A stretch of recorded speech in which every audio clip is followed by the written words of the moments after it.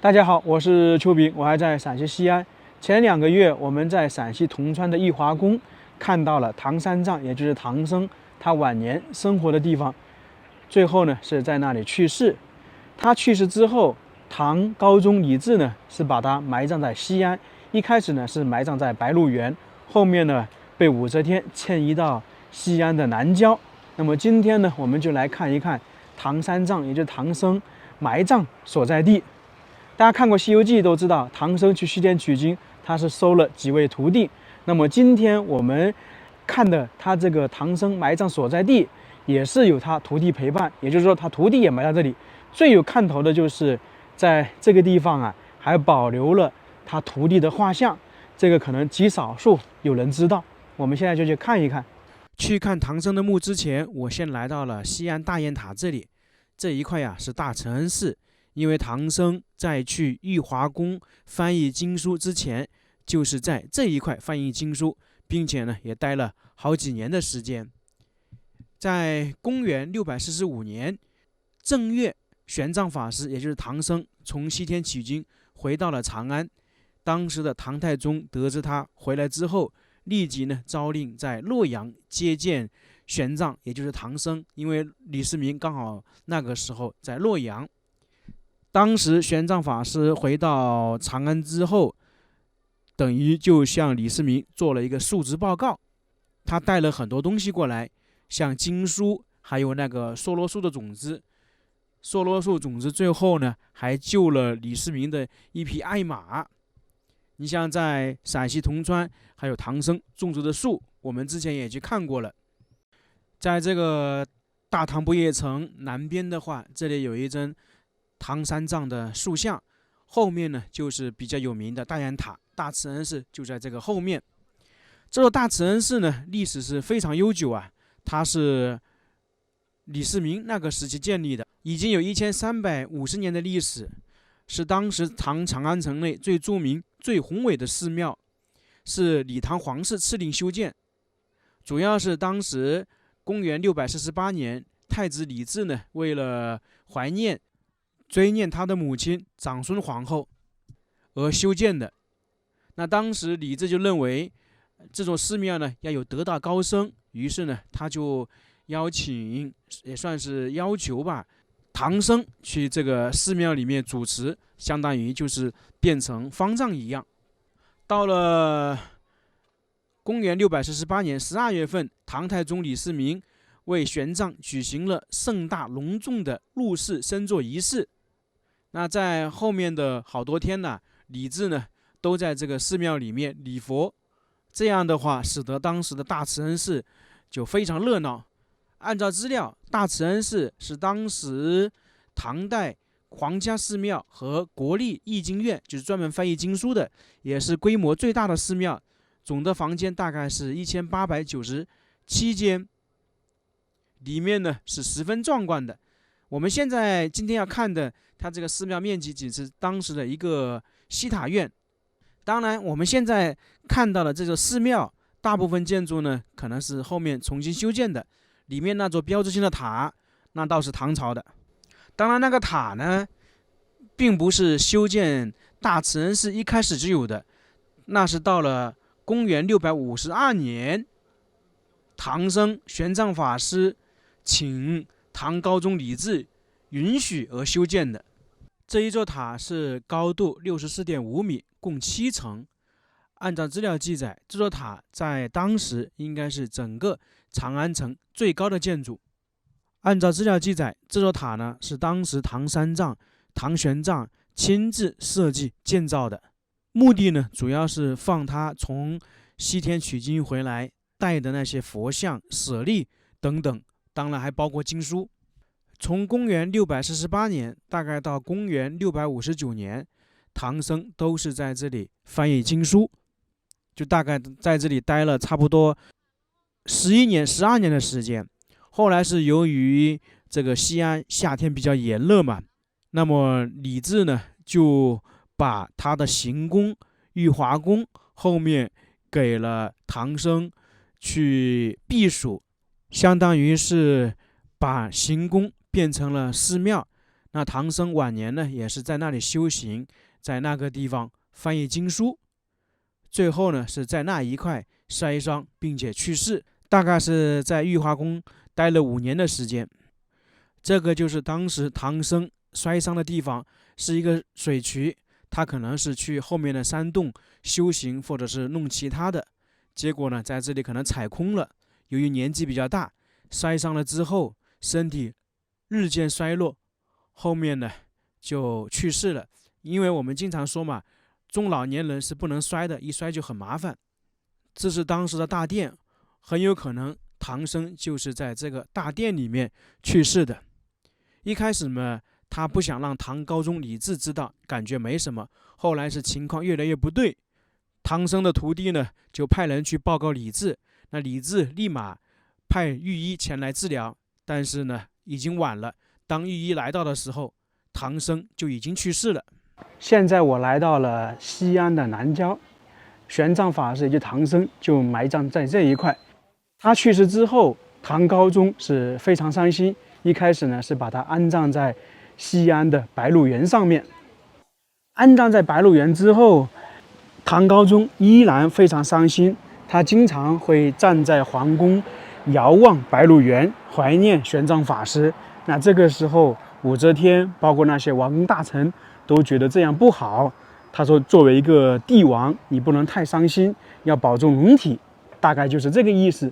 后面呢，到了公元669年，皇后武则天呢下令将三藏法师，也就是唐僧的遗骨，迁葬到长安以南的少陵园，同时呢修建寺庙以之纪念。新建的佛寺呢被命名为大唐护国信教寺，那么就是我们今天来的这个地方。所以说唐僧呢就是埋葬在这一块。护国信教寺这个属于山门，平时这个大门是不打开的，我们进出的话得从旁边，包括这个寺庙建立起来，它这个大门平时都是不打开。我们经常说寺庙的大门，第一道门叫山门，它其实也是有说法的。它是一座寺庙正面的楼门，是对寺庙的正门一般称呼。主要是以往的寺庙，就以前的寺庙，通常是为了避开那个闹市啊，于是呢就建在山林之间，因此呢称山号设山门，故名山门。到了后面，寺庙呢也有很多建在闹市当中、市井当中，但是呢这个山门的称呼依然是保留下来了。那山门呢其实也可以说是山门，因为一般都会有3道门嘛，在这个上面呢左右两边分别刻着庄严法相几个字，透露出一种法相众生之感，就是说人们来到这个地方态度呢要更加庄重尊敬。进来之后就是大雄宝殿，这个在寺庙里面是必见的。整体这座寺庙现在其实不是太大呀，这个大雄宝殿呢也算是一般正常大小。大雄宝殿呢在佛教寺庙中是正殿，又称之为大殿。这座大雄宝殿比较有看头的就是在这一块有很多牌匾，最有名的就是康有为写的，现在我们去找一找看一看。这个就是康有为写的信教寺。康有为这个人大家非常熟悉了，清朝末年的一个戊戌变法，应该说就是当时他差不多弄出来的，后面是失败了。关于康有为这个人，现在很多人对他的评价可以说是两极分化，一部分人认为他比较不错，另外一部分人呢说他是有问题的。在大雄宝殿前面呢也有几块碑，这个都是重修纪念碑了。在里面呢是供奉了释迦牟尼的佛像，据说是元代的，并且里面呢还有唐朝的观音像、明朝的一些地藏菩萨像、佛像等等。这些佛像我就没有去里面拍了。在公元669年，武则天将玄奘法师的遗骨迁移到这个地方，并且修建了灵塔，同时修建了寺庙以之纪念。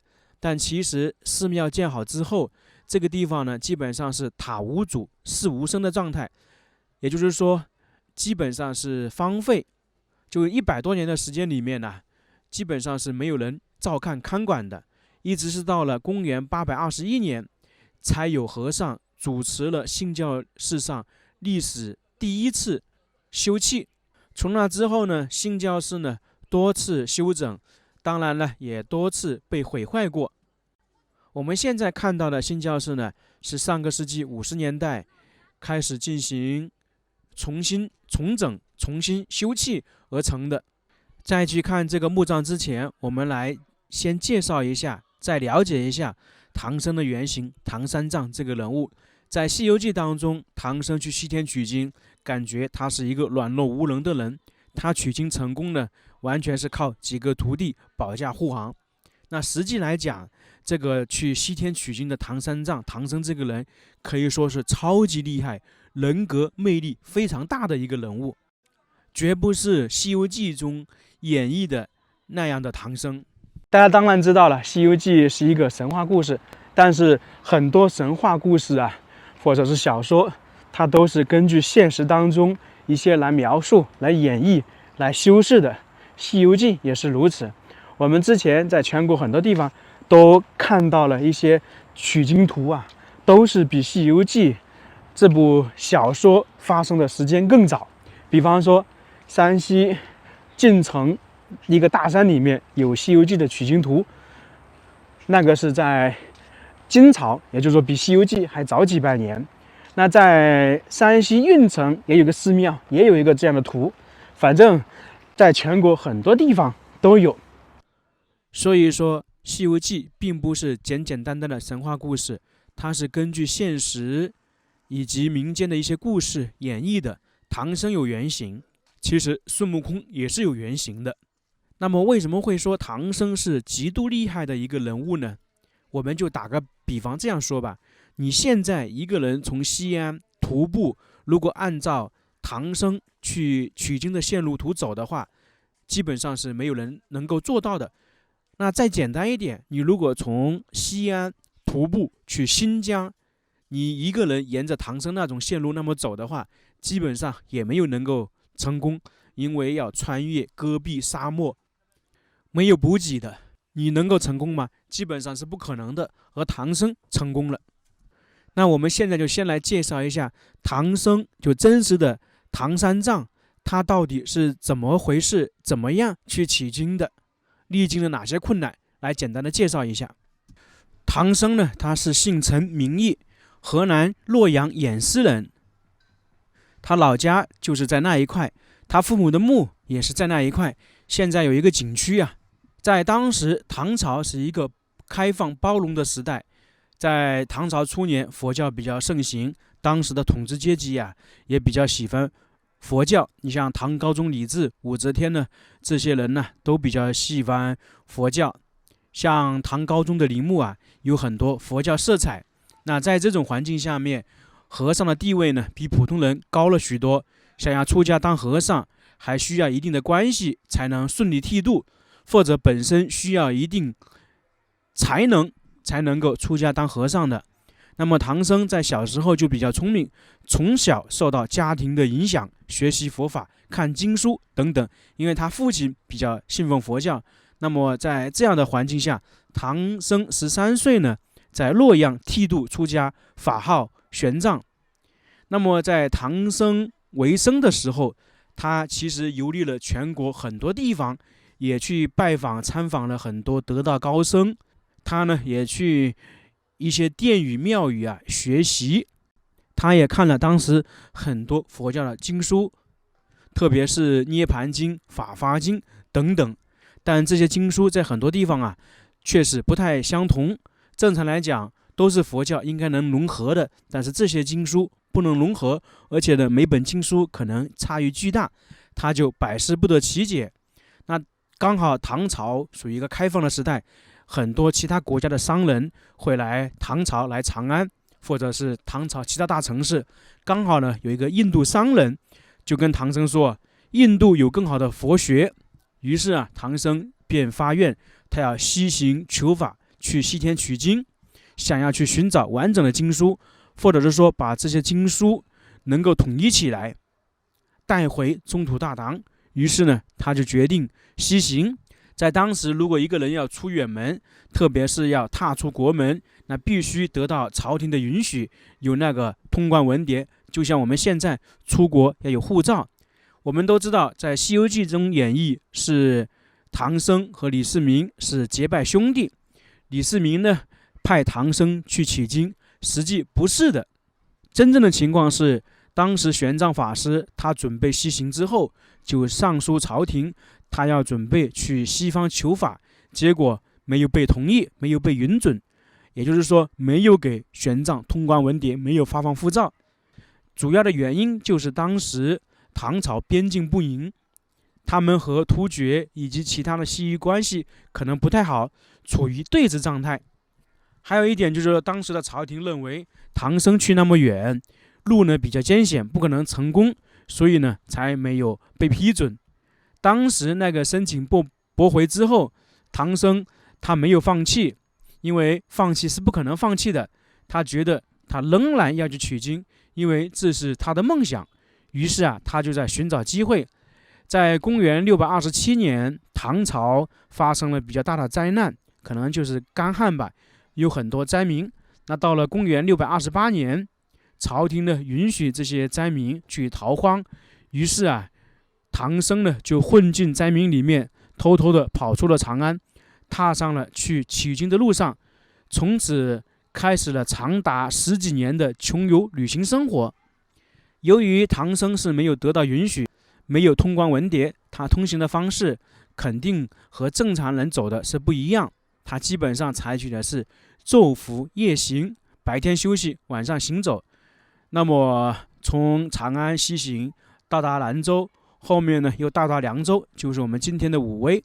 那到了武威，这里肯定就跟关中不一样嘛，因为这个地方已经属于河西走廊，环境不太好，荒漠很多，很多戈壁，人口也不是很多。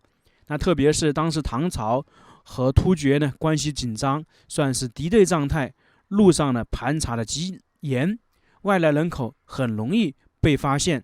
那唐僧在当时也不知道怎么样才能够走出武威，那只能继续等待机会。那么他就去一些寺庙里面讲经，等待时机。大概过了1个月左右，这个玄奘法师不仅没有得到机会没有找到机会，反而他已经被发现是从长安偷偷跑出来的。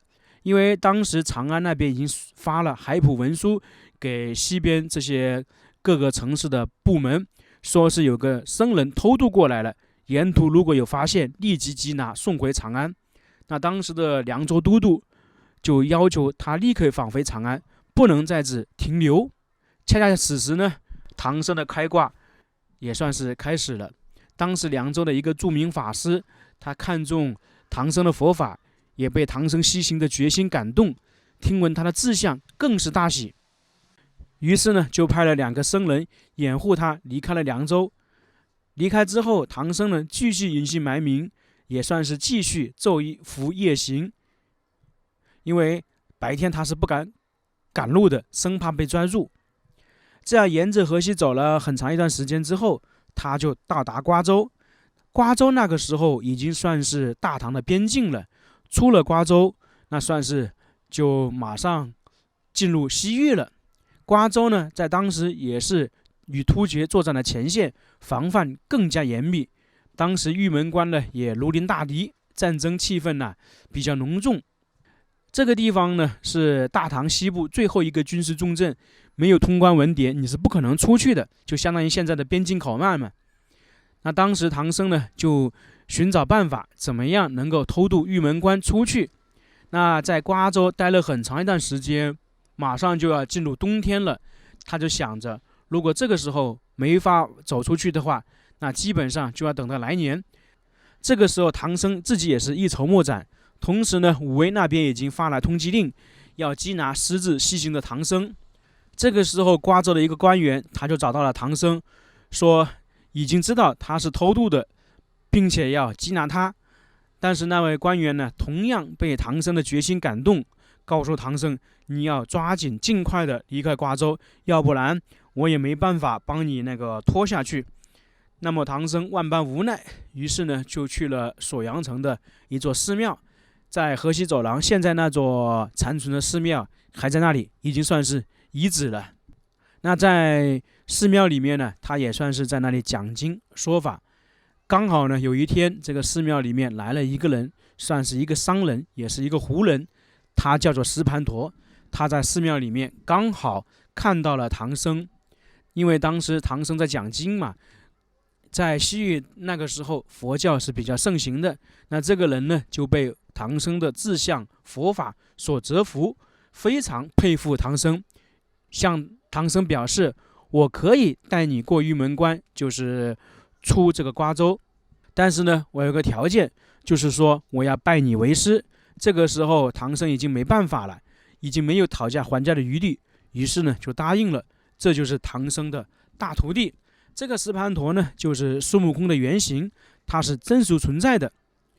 为什么会说真实存在？因为唐僧后面取经回到长安之后，就由他口述，他徒弟执笔写下了《大唐西域记》，里面记载了唐僧去取经过程中发生的故事。那么这些我们刚刚说的都是那个记录。现在呢，我们在西安还能看到那个《大唐西域记》。他们准备了一段时间之后，唐僧和石盘陀呢，就顺利的偷渡过了玉门关。那这个时候过了玉门关，不代表结束了，因为前面还有很长的道路，还有很多那个唐军守的东西。因为玉门关出去是荒漠，是沙漠，你人走的话，毕竟要补给水源，那么还得跟唐军打交道。那这个时候石盘陀他有点动摇，有点后悔，因为他觉得偷越边关在当时是死罪，如果被唐军的那些士兵抓到了，那么他就完蛋了。这个时候他就不想去了，担心玄奘被抓牵连自己，于是到了晚上啊，他就想把唐僧杀掉。那唐僧当时也感觉石盘陀不对，可能要把他杀掉，于是呢，他每天都念经，特别是石盘陀有动静了，他念经就更加的大声。当时两个人可能就已经知道了，只是说没撕破脸皮。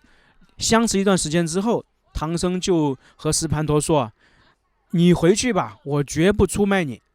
石盘陀这才离去了，留下了唐僧独自一个人。那这个时候唐僧没有气馁，他就继续西行，走向大漠，走向戈壁滩。那在中途取水的时候，他差点被那个烽火台的士兵射杀。后来那些士兵得知呢，他是唐玄奘，也被他的信念折服，就这样放过去了。大家发现没有，唐僧这个人生啊，确实是跟开挂一样，他这个魅力还是非常大的。困难是遇到了很多，但是呢，也是一直有人帮助他。就这样，唐僧离开了大唐的管辖范围，自此呢，就走向了800里长的戈壁沙漠中。在《三藏法师传》中记载，漠壑延寂，绵延800余里，上无飞鸟，下无走兽，腹无水草，是名副其实的生命绝境。就是说的这个地方算是一片死亡之海。结果万万没有想到啊，唐僧和他的马在险恶的环境中，他坚持下来了，最终走出了沙漠。这个可以说是一个伟大的奇迹啊！在这个中间，他的马是立下了大功劳，因为他的马呀，老马识途嘛。走出沙漠，他就来到了当时西域的第一个国家，他也看到了一座佛寺，这算是唐僧取经的一个里程碑了。因为过了这个800里的沙漠之后，进入到西域，那环境就相对的好走，因为中间有国家有补给。那在这个时候，大唐高僧来到西域的消息不胫而走，很快的传遍了他到来的第一个国家。那当时这个小国家有一个高昌国的使者，他得知之后就回去告诉了他们的国王，于是高昌的国王啊就下令让那个小国把唐僧送过去。在当时来讲，高昌国是一个大国，实力比较强大，于是呢，唐僧就去了高昌国。一开始这个国王是想让唐僧留下来做国师，唐僧不同意，不管那个国王什么样的条件，威胁也好，奖励也好，他都不同意。最后这个国王被感动，和唐僧结为异姓兄弟。那这个才是真正和唐僧结为兄弟的一个人。那高昌国王呢，还给玄奘剃度了4个徒弟，沿途照顾他。此外呢，还有几十个随从、几匹马，够那个唐僧在路上花费的钱财。不仅如此呢，高昌国王还给沿途的西域各国家的国王写了信，准备了厚礼，以保证玄奘去西天取经能够畅行无阻。从此之后呢，玄奘就不是一个人了。从高昌国继续出发之后，唐僧呢，尽管说各方面条件好了很多，不过呢，在之后还是遇到了很多困难，雪山、强盗、自然灾害等等，他的那个队伍也减员的比较厉害。后面呢，是终于到达了古天竺国，就是西天取经在那里呢，他也拜访了很多名师，学习了很多经书，可以说是不远西行万里，到达了这个地方。所以说一般人也确实是做不到。那到了公元641年，唐僧觉得他已经在这边待的差不多了，就开始返回大唐。那这个时候他要回去，肯定也不是一个人，又有了非常庞大的队伍，里面带了佛像、经书、舍利等等。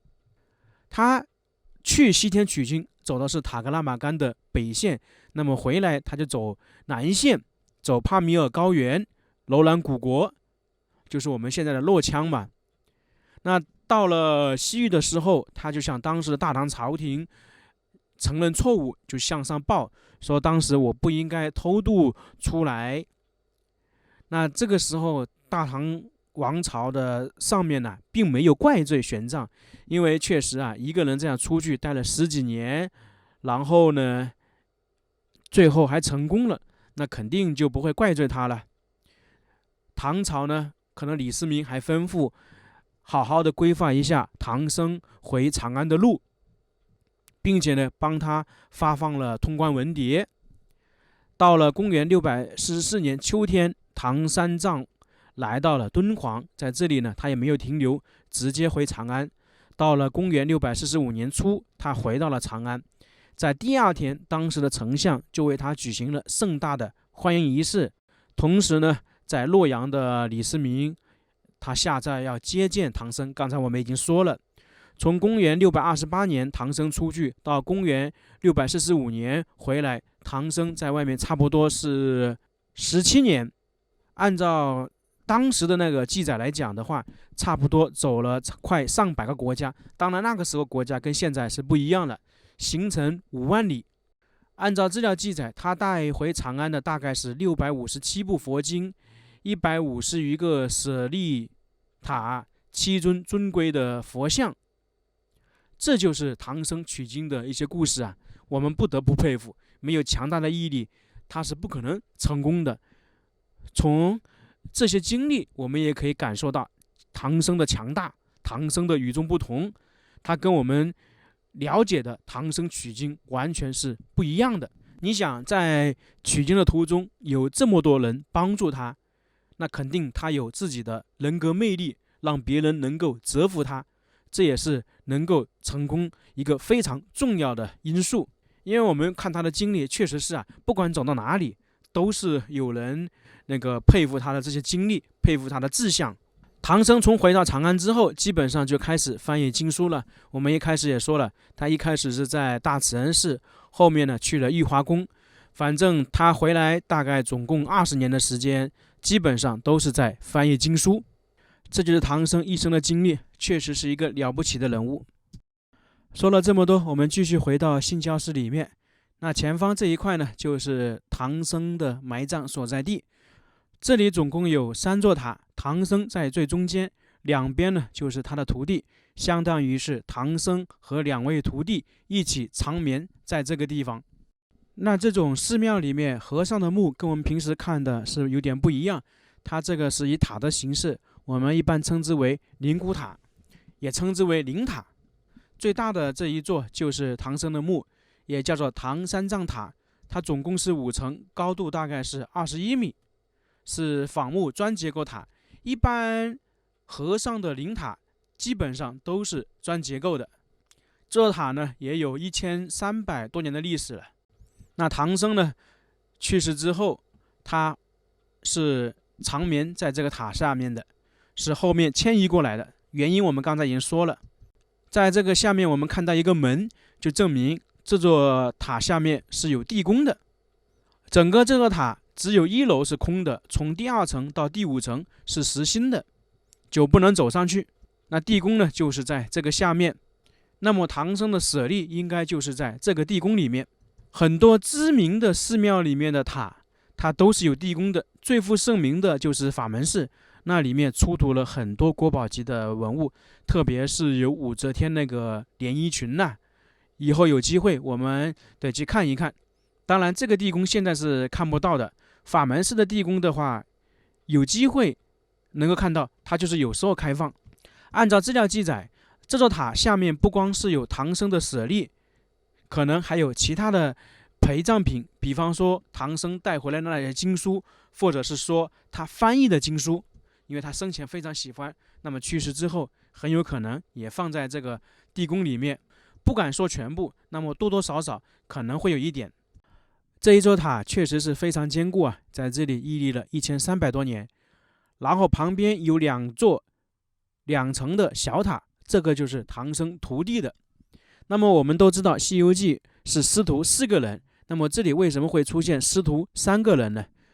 这个按照正常来讲，唐僧的有一个徒弟啊，他是和李世民的公主私通，后面呢是被腰斩了，就不知道葬到哪里去了。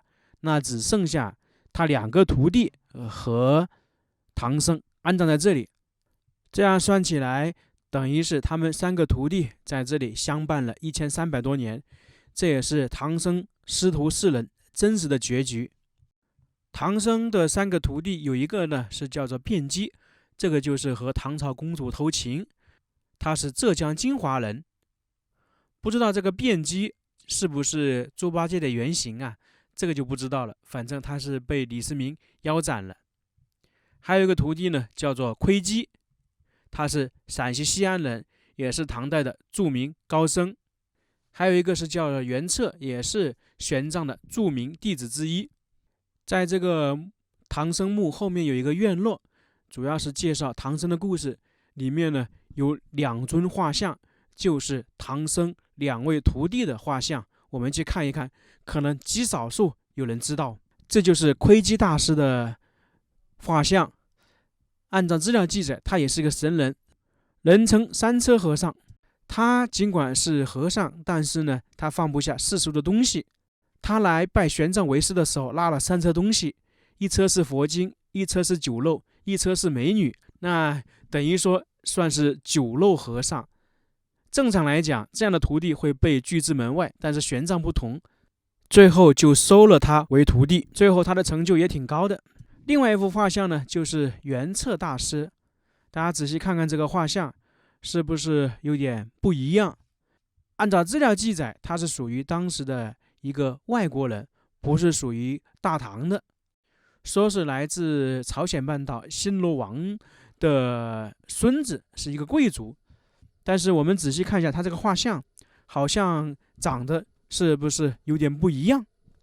反正我感觉是啊。那看了这个画像，我们可以这样说，唐僧的2位徒弟，他就是真实长这个样子的。这2幅画像，如果我们按照《西游记》去对照，那是不是就是孙悟空或者是沙和尚呢？当然，这是我们的一些推测对比。那到这里，整个唐僧墓我们就差不多看完了。如果大家对唐僧比较感兴趣的话，可以去看一看《大唐西游记》这本书，它里面详细的介绍了唐僧、唐三藏去取经的一些过程发生的故事，大家也可以拿它和来《西游记》做对比呀。那今天唐僧的一些经历，我们也只是简单的介绍了一下，有一些可能还是由于时间的关系不能讲完全，因为那本书籍内容太多了。《西游记》这个神话故事很多也是根据这本书籍改编演绎的，再加上一些民间故事。大家如果对唐僧、唐三藏感兴趣，可以来西安的大雁塔、大慈恩寺看一看，以及呢陕西的玉华宫，还有西安南郊的这个唐僧墓。那今天这个视频就到这里了，非常感谢大家，我们下个视频再见。